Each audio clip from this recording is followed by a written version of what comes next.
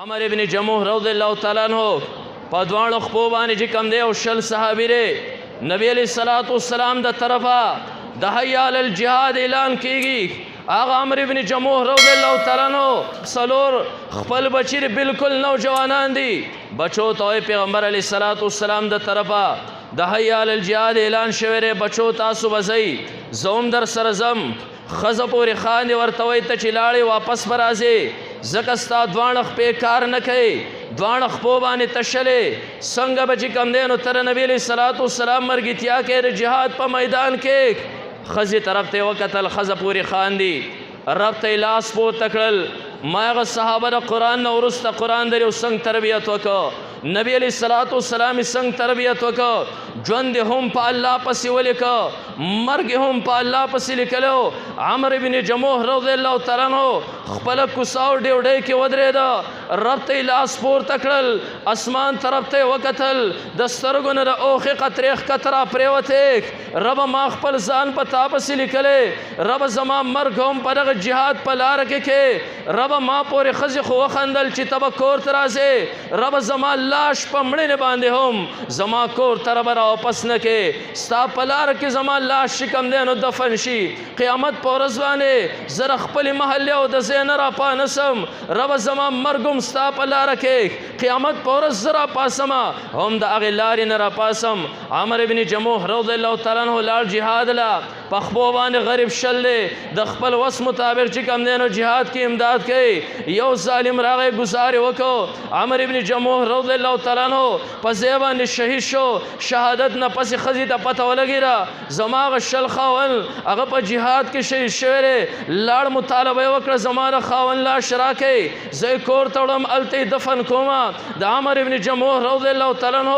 دعا الله قبوله کړې وه د صحابي دعا الله قبوله کړې وه کله چې د لاش په سورلۍ باندې کېښودی شو سورلۍ واپس کور طرف ته نه راځي ډېر زیات راښکودل ورسره وشول بیا هم نه راځي نبی علیہ الصلوۃ والسلام ته خبره لاړ پیغمبر علیہ الصلوۃ والسلام ورته وایي دا راته وایي عمر ابن جموح چې کله جهاد له راوتو څه خو یې نه ویلي ښځې وایي ما پورې هسې مذاق وکړو ومې خندل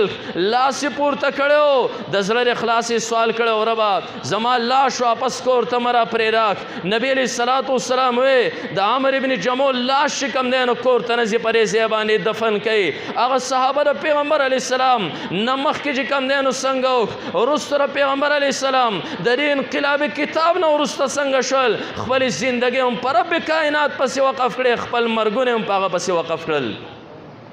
او دا یوازې مشرانو دا کار نه و کړی دا انقلاب د نبی علیه الصلوۃ والسلام تعلیمات او قرآن دا صرف چې کوم دی نو نارینهو کې نو راوستی صرف چې کوم دی مشرانو کې نو راوستی بلکې هغه خلکو بچو ته هم که تاسو کتلی وو د هغو زړونو کې هم انقلاب قرآن راوستی وو د نبی علیه السلام تعلیماتو راوستی وو که د هغو زنانو ته هم تاسو وګورئ د احد جنګ دی د احد جنګ دی پیغمبر علیه الصلوۃ والسلام چې کله د احد جنګ ته ووت الله تعالی څلورمه سپاره کې پوره تفصیل چې کوم دی نو فرمایي پوره نقشه چې کوم دی د احد د جنګ راښکولې ده نبی علیہ الصلوۃ والسلام لاړ صحابه چې کوم دی د احد په میدان کې راسې ودرول صفونو کې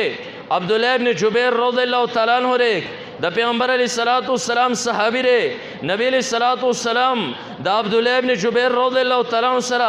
د تیرانداز یوه دسته کړه څه مجاهدین ورسره کړل عبدالله ابن جبیر ته وایي مخامخ غر دی شاته صحابو د غر طرف ته شا کړی و داسې میدان کې مخو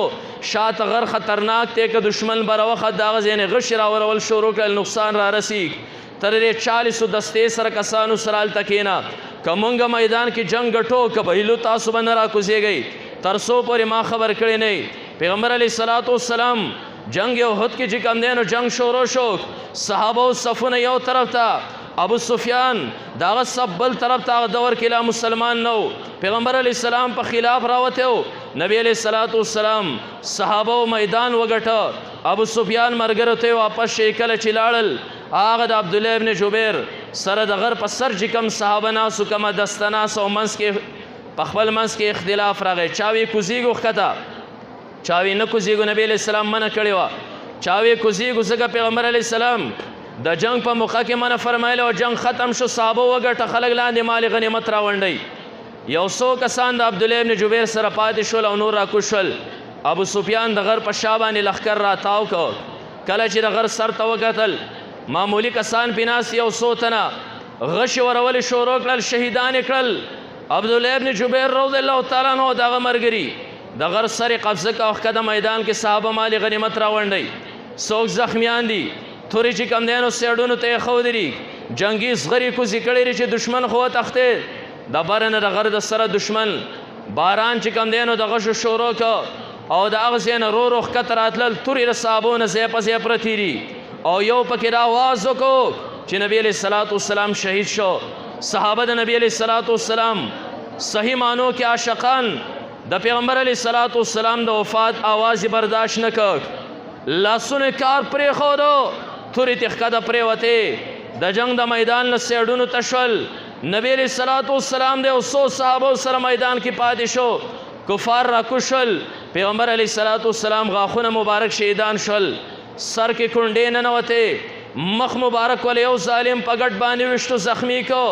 نبی علیه الصلاة والسلام صحابو ته آوازونه وکړل راشئ. کله چې صحابه رالل هغه ګټلی جنګ چې کم دی شکست باندې بدل شو. احد په میدان کې د صحابو نه 90 کسان شهیدان شي. اصل خبرې له راځم چې قرآن د زنانو زلون کې کم انقلاب راوستی و. خپلې زندګۍ هم پرب پسې لیکلی وې، خپل مرګ هم پرب پسې لیکلی و. هغه صحابه چې کله رالل د جنگ په میدان کې چې کم دی 90 تنه شهیدان پراته دي، 90 کسان شهیدان پراته دي. الله تسلی ورکوي. صحابه خبري الله تسلی ورکوي. تاسو یریږئ ما، تاسو غمجن کیږئ ما. وانتم العلون ان کنتم مؤمنین، تاسو به غالب یې او کامیاب به یې که چېرته تاسو مؤمنان یې. زما یاد شي کله چې امریکې حمله وکړه افغانستان باندې، زمونږ شیخ شیر علي شاه صاحب نور الله مرقده، الله دې په قبر په کروړو رحمتونه راوورئ، کلاس ته راغی. کلاس کې وی طلباو ته وی بېګا د عربو علماو چې کم دی نټ باندې یو خط رالیږلی و د ملا عمر په نوم باندې، او د خط په سر باندې چې کم دی نو تسلیانې لیکلی وې. دا آیت یې بې لیکلی هو لا تحزنوا وانتم العلون ان کنتم مؤمنین. خفه کیږئ ما، غمجن کیږئ ما، انشاءالله تاسو به کامیاب یې که چېرته تاسو مؤمنان یئ. هغه شپه چې کم دی نو ماته د شیخ یوه خبر را یاده شو، د عربو هغه خط ماته را یاد شو. بهر کیف الله صحابو له تسلي ورکړه، لا تخافوا ولا تحزنوا وانتم العلون ان کنتم مؤمنین. او یا کسان شهیدان پراته دي. د نبی علیه الصلاة والسلام تره دی حضرت حمزه رضی الله تعالی عنه، دغه کفار راغلي ظالمانو دغه پوزه کټ کړې را، دغه شونډې کټ کړې، دغه غوږونه کټ کړې، مسلې ورله کړې را، سینې ورله شلولې او زړې ورله را ایستلی او غاښونو کې ورله جویلی او داسې کار یې ورسره کړی. پیغمبر علیه الصلاة والسلام تره داسې پروت دی. د نبی علیه الصلاة والسلام ترور چې کوم دی حضرت صفیه رضی الله تعالی عنها د حضرت حمزه رضی الله تعالی عنه خور دې پورې ما خبره کوله. را روانه د نبی علیه الصلاة والسلام صحابو ته لاش یې منع کوي، مخکې رانشي کړلو د خپل رور دا لاش په دې حالت کې وکړه. د زنانه د په زړه باندې زنانه کمزوري، دا لاش چې کوم دی دومره تحمل او برداشت به ونه کړي. د خپل رور کې په دې حالت کې ولیده چې د هغه شونډې هم کټ شوي، د هغه پوزه هم کټ شوې ده، د هغه سترګې هم ظالمانو بهر ته راویستلې، د هغه زړه هم چې کوم دی سینې دی یې وله شلولې، زړه یې وله جویلې، د هغه غوږونه نشته را خور. دا به دومره برداشت ونه کړي. صحابه لاړل، حضرت صفیه رضی الله تعالی عنه منع کړی، نبی علیه الصلاة والسلام منع کړی، نه به راځې ستا رور شهید شوی دی. ورته وایي نبی علیه الصلاة والسلام ته ووایي چې ولې د خپله ترور منې کې، ولې ما د خپل رور د لاش نه منې کې. هغه ورته نور هېڅ وجه نه ده، صرف وجه دا ده چې ته زنانۍ په زړه باندې نرمئ، د هغه د لاش سره چې کفارو څه کړي دي هغې ته هر یو نارینه هم نشي ټینګېدی. ته زنانۍ، هغه زنانه ته وګوره لږ د زړه په غوږو باندې واورئ. ماغه خلکو زندګۍ هم د قرآن نه او د صاحب د قرآن نه وروسته پره پسې ولیکلې. هغه سخت سخت زړونه چې کوم دی نو داسې نرم شول، خپل مرګونه هم د رب کائنات په نوم باندې نظر کړل حضرت صفیہ رضی الله تعالی عنہ فرمای لاشه زماره طرفا زمور رک جناب محمد رسول الله صلی الله علیه وسلم ته زماده طرفا دا پیغام ورسوي چې ته خو ما د دین منکه تب ضرور پلاش باندې وجاړي تب صبر ونکه تب تحمل او برداشت ونکه ورته وای چې حضرت صفیہ وای زه ضرور لاش له جړا د پار نه راځم ما لګه پریدوا چې دا هغه رور هغه نیمګړی لاش لا زجی کم دیر شهادت خوشخبری ورکم او مبارکی ورکم دی لرازم آغا زنانو زلونو کې انقلاب راغی حقیقی انقلاب دا په قرآن سر راځي په الله قسم منګه لار یې کړی را منګه حقیقی انقلاب لار یې کړی را حقیقی تبدیلی پر هغه قرآن سر راځي هغه خلکو کې څنګه تبدیلی راوستا څنګه نرمی پاو کې چې کم دین راوستا داغو زنانو چې کم دینو دا حالو انقلاب زنانو کې عمرغه دا هو جنگ دی کله چې خبر ورسېده چې نبی علیہ الصلوۃ والسلام صحابه جنگ ګټلو دوباره په شکست باندې چې کم دینو بدل شو صحابه شهیدان شول او یاتنا یو زنانه چې کم دی روانه ده وای زماره بل په خبره باندې اعتماد نشته خپل زم د نبی علیہ السلام خبر علما رال مخله صحابه ورال صحابون تپوس کې د نبی علیہ الصلوۃ والسلام سو شو